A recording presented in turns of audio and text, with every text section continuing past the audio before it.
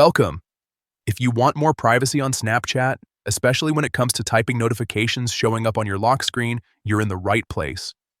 In this quick guide, I'll show you exactly how to hide that content so no one else can peek at what you're doing.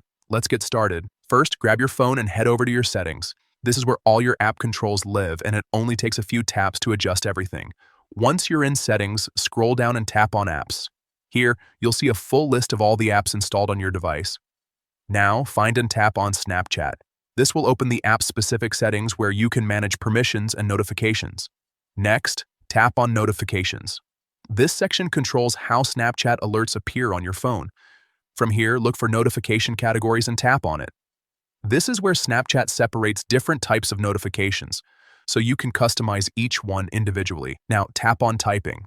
This is the setting responsible for those someone is typing alerts you see. Once you're inside, tap on Lock Screen. You'll see a few options here, but what you want to do is choose Hide Content.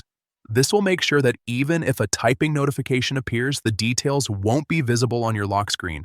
And that's it.